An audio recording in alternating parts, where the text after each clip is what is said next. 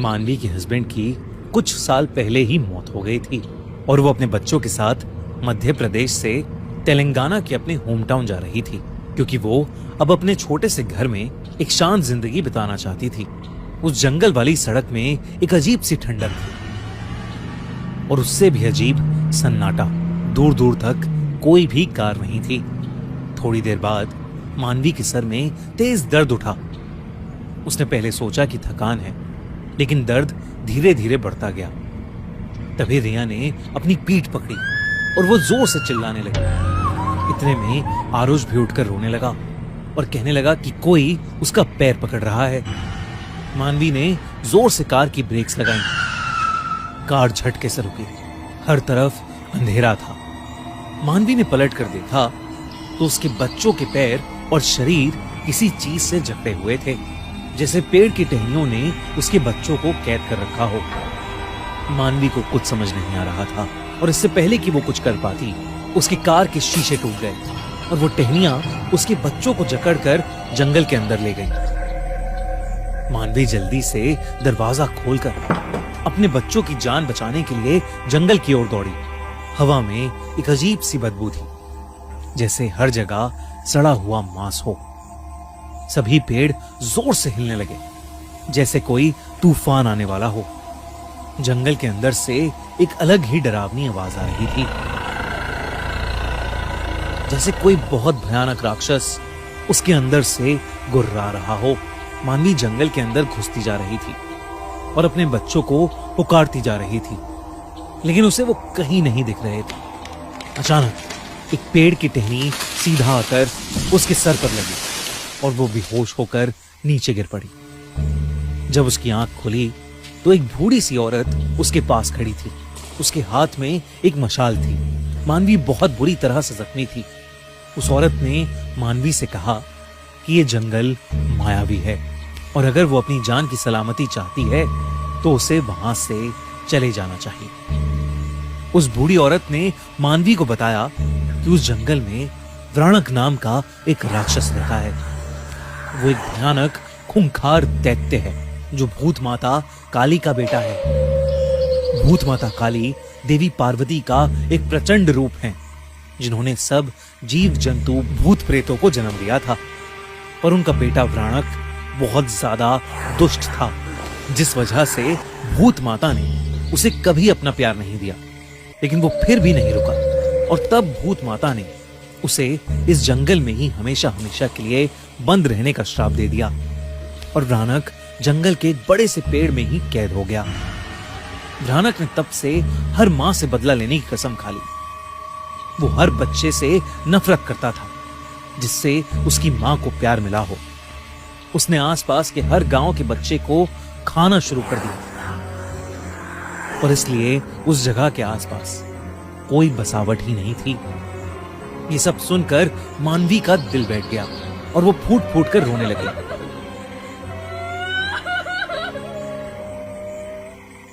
उस बूढ़ी औरत ने मानवी को कहा कि अब तक व्राणक उसके बच्चे निगल चुका होगा और इसलिए उसे अपनी सलामती के लिए वहां से चले जाना चाहिए।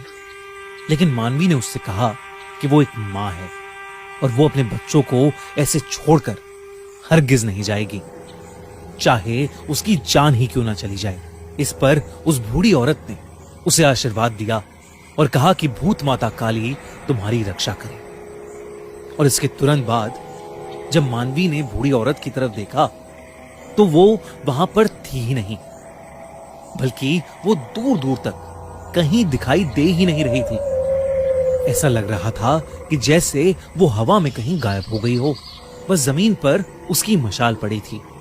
मानवी ने वो मशाल उठाई और आगे बढ़ी। जंगल अब और गहरा और भयानक लग रहा था। हर पेड़ में जैसे शैतानी आंखें थीं जो उसे देखे जा रही थी। व्राणक की गुर्राने की आवाज भी बढ़ती जा रही थी। धीरे धीरे जंगल की जमीन से जड़ें बाहर निकल कर आने लगी। मानवी ने मशाल की मदद से कुछ जड़ें जलाई और आगे बढ़ने लगी। थोड़े आगे जाने पर उसे एक बहुत बड़ा और पुराना पेड़ दिखा। उसकी टहनियां एक दूसरे में घुसी हुई थी और एक मोटा गुच्छा हवा में लटक रहा था। उस गुच्छे से हल्की हल्की चिल्लाने की आवाज आ रही थी। तब मानवी ने देखा कि उस पेड़ की टहनियों से लिपटे आरुष और रिया दर्द में छटपटा रहे हैं। आसपास एकदम जैसे हवा बंद हो गई और पेड़ों की टहनियां इतनी ज्यादा गहरी हो गईं कि चांद की रोशनी का एक कतरा भी वहां नहीं आ रहा था। तब सिर्फ एक लाल आंखों का जोड़ा अंधेरे में चमक रहा था। मानवी को समझ आ गया कि उसके सामने व्राणक है, वही दैत्य जिसके बारे में उस बूढ़ी औरत ने उसे बताया था। उसका रूप इंसानों से परे था। उसका शरीर पेड़ की लकड़ी से बना हुआ था और उसके मुंह से लाल लाल टपक रही थी। वो मानवी के सामने ही उसके बच्चों को खाने वाला था।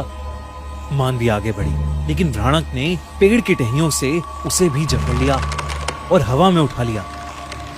उसके हाथ से वो मशाल छूट गई। जकड़ और टाइट होने लगी और मानवी अपना दम खोने लगी। उसकी बंद होती आंखें सिर्फ अपने बच्चों को देख रही थीं, जिसे व्राणक हंसता हुआ बस निगलने ही वाला था।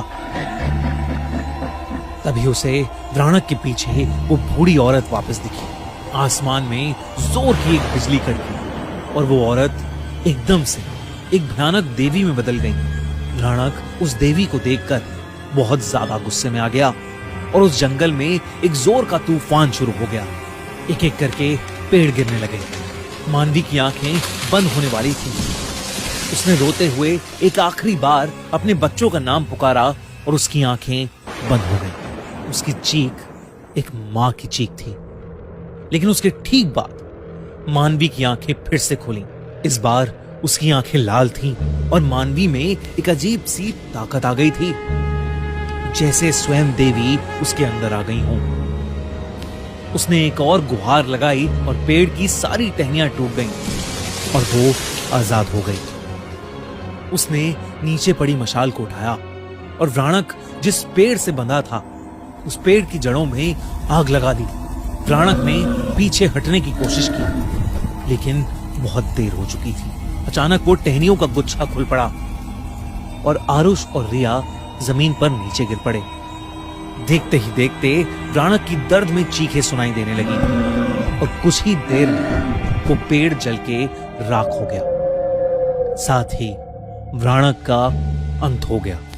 मानवी को अचानक से चक्कर आए और वो नीचे गिर पड़ी। उसके सामने भूत माता काली देवी प्रकट हुई और मानवी के सर पर अपना हाथ रख के उगते सूरज की रोशनी में समा गई। मानवी और उसके बच्चों के शरीर पर लगी चोटें कुछ ही पलों में अपने आप गायब हो गईं। उसके बच्चे होश में आए तो उन्हें कुछ भी याद नहीं था। मानवी ने अपने बच्चों को उठाया और जंगल से बाहर निकल गई। अब पूरी तरह से सुबह हो गई थी।